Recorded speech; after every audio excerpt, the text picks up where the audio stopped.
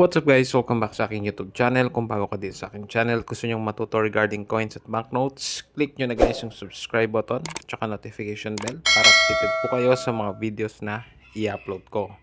So ngayon guys, marami akong nakukuhang tanong regarding this coin dito sa piso na tama raw. So dalawang klase po ito, Flora and Fauna series tsaka Improved Flora and Fauna series.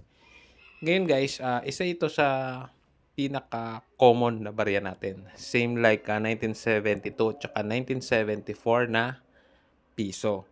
Ngayon guys, itong mga ganito kasi na mga coins, especially kung mga circulated condition na po, ay wala po talaga halos bumibili niyan, no? Normally, yung ibang mga circulated condition ay pinagsasama-sama sa ibang denomination ng mga lumang barya at per kilo po binibenta, no? Ngayon naman kung uncirculated po itong mga ito, possible po may markup ng konti, mga 5 pesos each, mga ganyan po, no? And make sure po na uncirculated po yung mga condition nitong mga barya.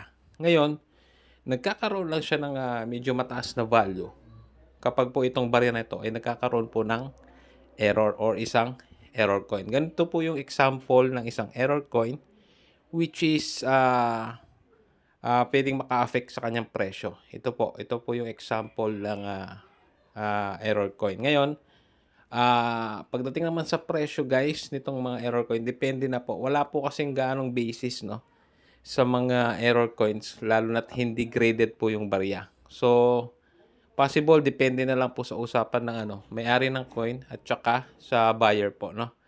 So, yun po yung gusto kong i-explain sa inyo na mga ganitong coins po. Huwag po kayong basta maniwala na mga rare ito or mataas yung value nito. So, sa mga ganitong common coins guys, ang pinaka-factor lang, no, sa pagkakaalam ko talaga is yung pagkakaroon ng error.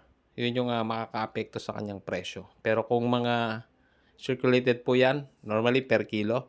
Kung uncirculated naman po, mostly po, maramihan pong binibenta at the same time, may konting markup value sa kanyang face value po. So, yun lang guys para sa video na ito. Muli, maraming salamat sa panonood.